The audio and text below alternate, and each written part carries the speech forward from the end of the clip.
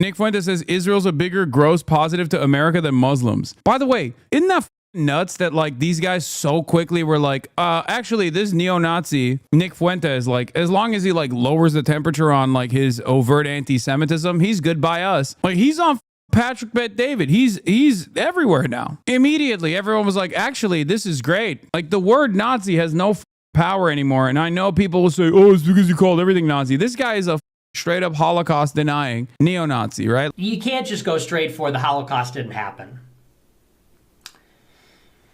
In my opinion. It has to go there, but I think I would start with, why is it illegal to question? That's where I would start. Why is it illegal to question in 20 countries? And I would also say, why is Holocaust denial wrong? If it was an historical event, why is it wrong to question it? Because if you don't do that first, then people are going to say that, well, we don't really know. I believe they're real. You don't believe they're real.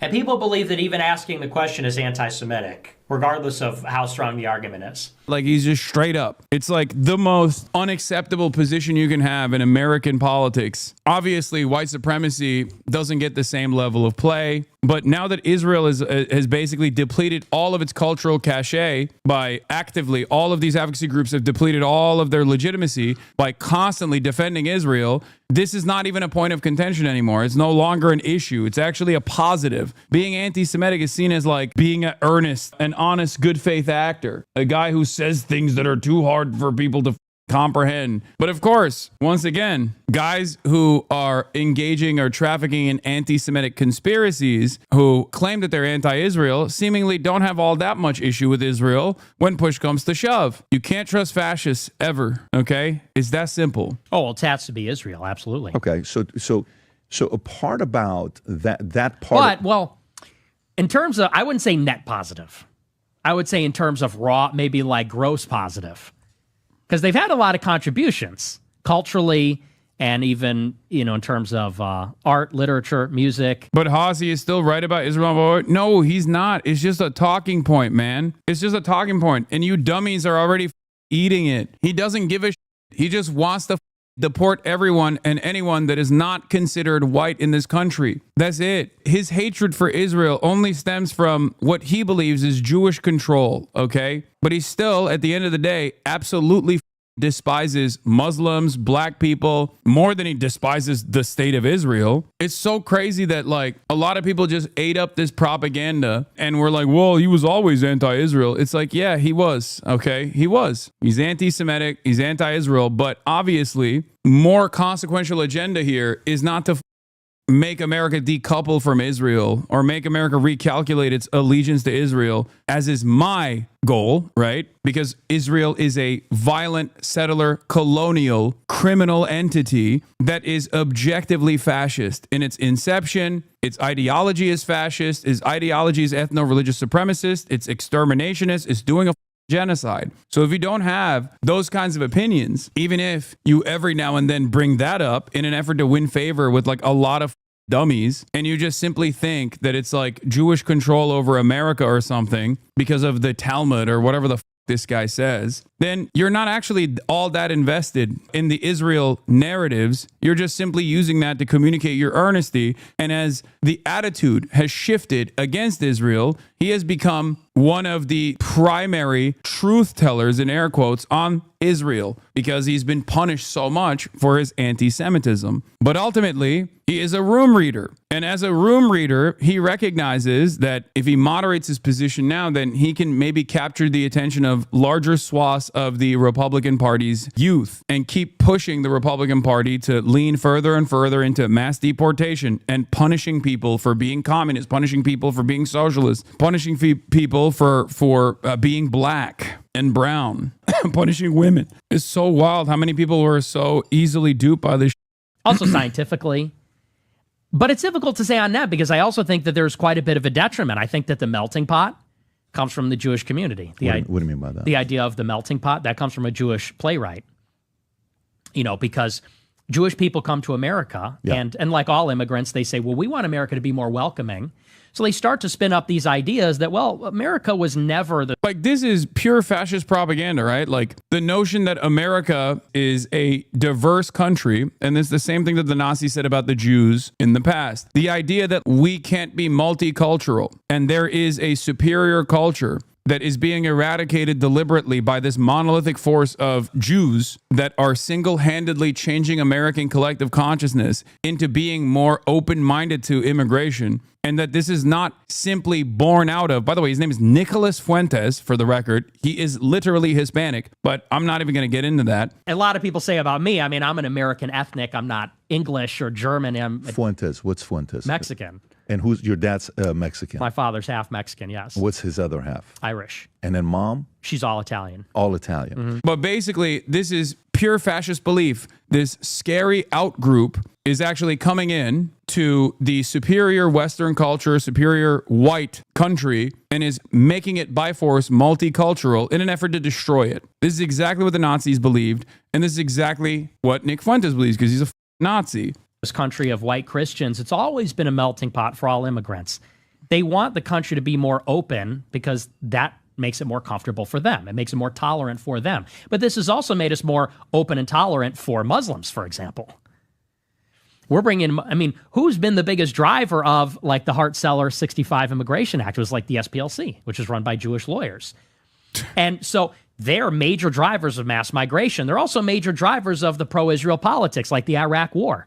It was many Jewish journalists and pundits and advocates. Sure. So a point being is like when you calculate on net, and I agree with you, like I think there are a lot of people that are critical of Israel that are I think a big problem here also stems from the reality that most people don't know how fascism operates. They just think like Hitler, bad guy, killed a lot of Jews. That's why we fought Hitler. I talked about this before. That's not the case, okay? And because a lot of people don't understand how fascism developed in Germany, how fascism developed in Italy, and what the ideology actually represents, because of its closeness to the modern Republican Party, or just the Republican Party for the last 100 years especially, by design, most Americans are deluded. They don't realize when like Republicans say, oh, it's cultural Marxism. They don't realize it's like the Nazis used to just slam Judeo-Bolshevism on the front of that and basically say the same shit. These guys want to eradicate any sort of socialist, any sort of leftist, any sort of progressive values, forcibly excise it from society. They falsely believe that white people are this genetically superior force, that if we're able to build a society on their own, that this society would thrive. And the only way to design that society in a place like America, which is multicultural and incredibly diverse and has benefited greatly from that, the only way for them to design that is by doing concentration camps. reluctant to acknowledge the good that Jews do. And I think that Jews they're brilliant. Many of them are brilliant. So when I'm saying net positive, I'm talking jobs, economy. How often you hear about crime, what they do. Like if you have a choice between living in a city in Minnesota, Dearborn, and living in, I don't know what's the biggest city. What's the city that, Boca Raton, let's just say, right? If you have a choice between raising your family, between Dearborn and Boca Raton, where do you choose? Boca Raton, Okay, of course, so the point is like, they go to a place, and by the way, to me, if that was Muslims, guess what? I would say Muslims. But statistically, wherever they live, it's safer, things are nicer. I think one of the most devastating aspects of this is that this kind of Islamophobic comparison between like Jews as a whole versus Muslims as a whole under different circumstances would only be destroyed by a bunch of advocacy groups that have completely dropped the ball, that only care about Israel. And therefore, this actually benefits. Like the ADL is not going to be like, I can't believe Patrick Bet-David is talking to Nicholas Fuentes, who is an objective Nazi who has denied the Holocaust, because they're making this calculation. Do I see them overly aggressive? Do I see them the type that are going to use politicians and buy them like Marjorie Taylor Greene and other people are saying? 100%. Do I see them, they're going to be there in everyone's DM and email saying, hey, you know, we'd love to support you. We'd love to bring you to Israel and, you know, doing all that stuff? It's obvious. I'm seeing it myself, okay?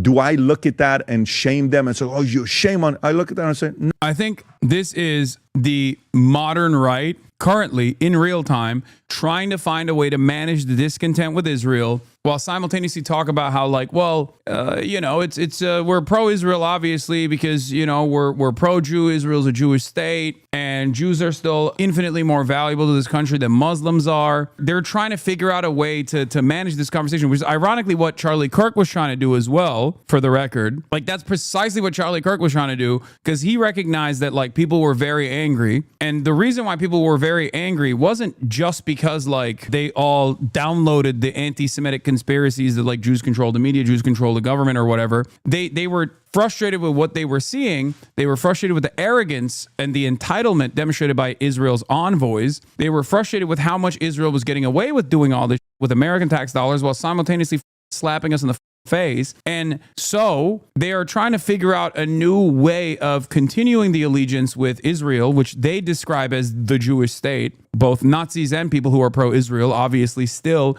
very much consider Israel to be the Jewish state, right? This is being done for the international Jewry. This is done for Judaism. This is a thing that both Nick Fuentes and Patrick Bet-David agree on. Patrick Bet-David is more on the pro-Israel side. Nick Fuentes is on the anti-Israel side. This is the handshake that, the likes of Jake Tapper and the likes of Nick Fuentes agree on, basically. Severing that tie is unacceptable. That is what anti-Zionists do. Anti-Zionists sever that tie. And that is why so many of the efforts from supposed Jewish advocacy groups that are simply Israel advocacy groups have been to try to combat anti-Zionists who actively try to sever this tie. Because of that agreement, they are trying to figure out a way to manage the discourse here. The issue is that it's working amongst regular people. The anti-Semitism is growing and you can't just scold them. I know, especially because the scolding method has almost always been used by Israel advocacy groups. So when you call someone out for being anti-Semitic, immediately they go, what are you, the ADL? Shut the fuck up. Feels like I'm constantly fighting a losing battle here, trying to get Americans to comprehend that like no group of individuals are a monolithic force. It is not the case. Like that is a fundamental principle that many Americans cannot comprehend. This is why for years I tried to explain to people like this is not about, upholding some sort of Jewish supremacy or Jewish exceptionalism or anything of that nature, but instead it is just about abiding by my principled stance, my commitment to the notion that no one is monolithic. No one is like single-minded. No one is universally behaving in a certain way. It's quite difficult to convince others. It's very difficult. Having said that, I feel like I'm stuck in this like unique predicament where on the one hand, I'm constantly trying to combat against anti-Semitism, which at this point is just like impossible to do, while all of the other groups that normally would be tasked with doing this are so predisposed with slamming anti-Semitism accusations against those who they decide are anti-Israel, for those who they are more predisposed with deplatforming, people like myself. No, I wish Armenians would do that. I've never gotten an invitation from Prime Minister of Armenia. He should probably send me an invite to go there, right? It's not a bad idea to come and show the country. I'm Armenian. I'm a Syrian. Syrians don't have a country. It's probably a good idea. You don't see that. You wish others would do that. So for me, as much as when I go into that, by the way, I'll give you one other side that, Israel's going to be like, yeah. This other side to me is I actually do believe they leverage Mossad to get intel. I actually do believe they use blackmail. I actually do believe they do that. So, there's nothing going on with Epstein. No. Michael Wolff. This is how it goes, by the way. This is the other side of like tribalism. Repackaging racist concepts, bigoted concepts as though it's just like simple tribalism, right? Oh, dude, come on. Jews stick together. Blacks stick together. Why can't whites stick together is the follow-up to that. Did a podcast with him 2 months ago. And when he was at Epstein's house, the 100 hours of recording that he has with him, I said, how many times was Ehud Barak there? Am I saying his name correctly? Or Barak? Ehud Barak. Ehud Barak. He said he was there many times. He saw Bill Gates there many times. Why would the former prime minister visit the guy 30-something times? Just because the conversation's great? That's a little bit suspect, right? Where's Vinny, though? I don't know. I don't know where my goat Vinny is. Don't even open your mouth. You don't have no reason to talk. Vinny, just shut up. I'm a big just fan of you. Just do me a favor and shut up. I'm a big respectfully. fan of you. And, okay, but hold on. I'm a big fan of you, so I don't want you to die. I feel like your heart pressure is going up. You're turning red, Vinny. But I do know that Patrick Bet-David's been steady ducking me, but he has no issues talking to Nick Fuentes. One must ask the question, why? Isn't it kind of negative for a person's rep to appear with Nick? No, that's the old method. I don't think you guys understand. I said this for the past 2 years. If anti-Israel sentiment grows in this country, I suspect that it won't be a real anti-Zionist movement, but more so will likely grow through anti-Semitism. Nazism is on the rise. What more can I say? How would a domestic fascist, anti-Semitic, anti-Israel movement affect those being slaughtered today right now in Gaza? Would it mean a drying up of the well for Israel's military? No. No, absolutely not. And Nick Fuentes, like, basically changing his narrative, changing his tune pretty aggressively in the aftermath of Charlie Kirk's assassination should show you that. These guys only want power, and they want power to enforce what they believe is the white American agenda. They will continue their allegiance with Israel because Israel's fighting the Muslims, the bad guys. They don't like Muslims either. I don't even think it would even remotely change America's perspective on Israel, America's foreign policy, if there was like a full-blown fascist. They would say anti-Semitic. They would foment discontent against Jews for all of the reasons that they claim Jews are bad, like, you know, moral degeneracy, pornography, liberalism, multiculturalism, all of the same things that Nazis railed against. All the while, they would still be attached to Israel by the hip. It's a win-win for Israel anyway, because then the Jews that are afraid of living out their normal lives here in the United States of America would have no other option but to basically flee to Israel.